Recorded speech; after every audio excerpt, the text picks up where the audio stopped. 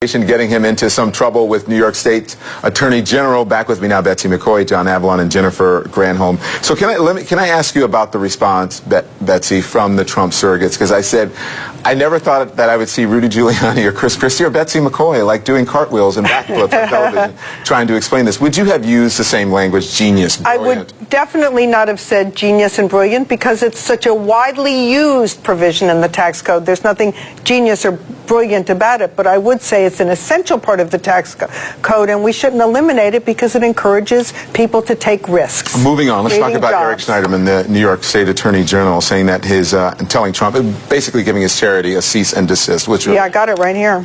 What's your reaction?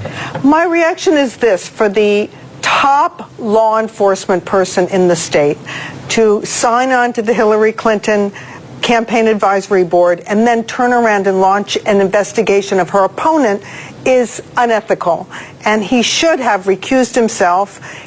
Many people should be calling for his resignation because of this conflict of interest, and someone else should be looking into this. The timing of this is also suspicious.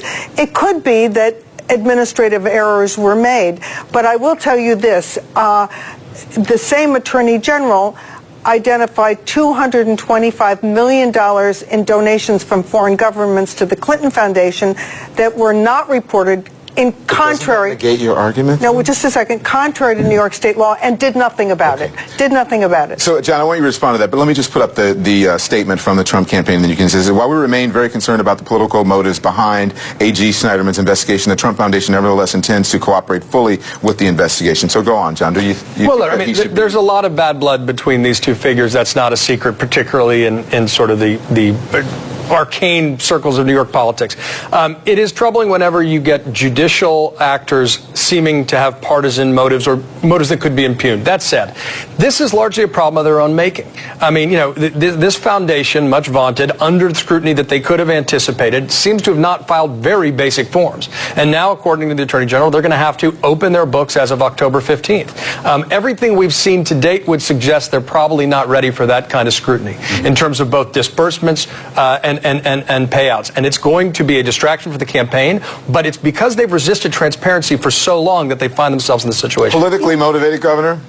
No, I mean, it's the facts are the facts. They didn't register. They're supposed to register. I think this actual failure to register is less damaging than the actual non-existence of a charity, meaning that this charity was not in fact a charity at all. It is a vehicle for funneling stuff to Donald Trump to be able to pay his legal bills, which is not legal, or to buy 6-foot portraits of himself that he's hanging on the walls of one of his resorts. These are, and not to mention the donation that he made to Pam Bondi to get her to stop investigating Trump University. This is not a charity at all. This is where he takes other people's money to satisfy his own vanity.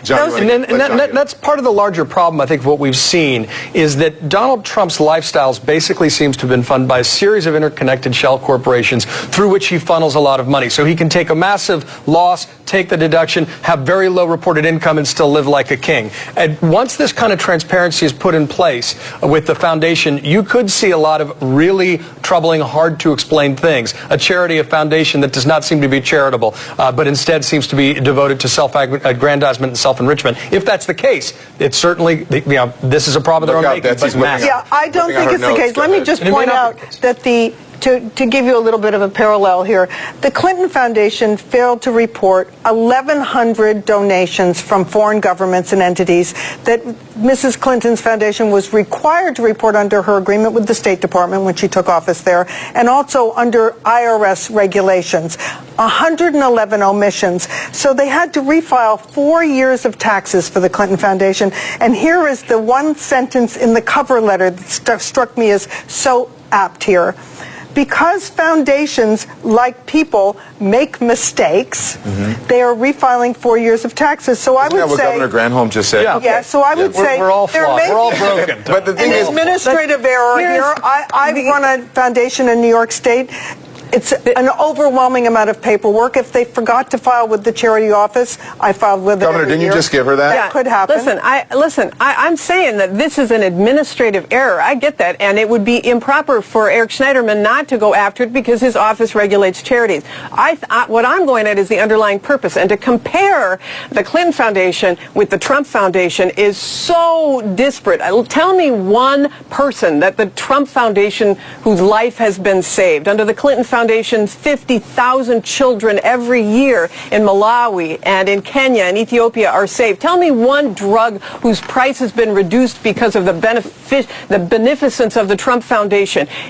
Because of the Clinton Foundation, 11.5 million people now have access to AIDS drugs and to lower cost malaria. This is not a foundation, the Trump Foundation. The Clinton Foundation has done remarkable work. I would argue that the Trump Foundation also does good. They just made a sizable contribution to a veterans organization in Florida. And the trouble with the Clinton Foundation is that it was really used as a way of reaping in huge amounts of money from foreign governments, companies, and individuals while Mrs. Clinton was Secretary of State. But do you deny the good the Clinton Foundation is? Absolutely not. You cannot Absolutely not. Both of these institutions probably have their warts and their good points. Is it fair to compare the two, because the Clinton Foundation is a much larger foundation than... I think it has been rated 4 stars by all of the charity review organizations. Really ripped off the United States government and the people of the United States by swapping favors in return for donations to that foundation. That has not been proven. That is such a bunch of Donald Trump that is just an accusation that is not. It is such a lie. Yeah, I have to say that. It's an accusation. You bet. Yes. You bet. Thank you very much. Come right back. It has been a week of bad news for Donald Trump, but he has bounced back before. Can he do it again?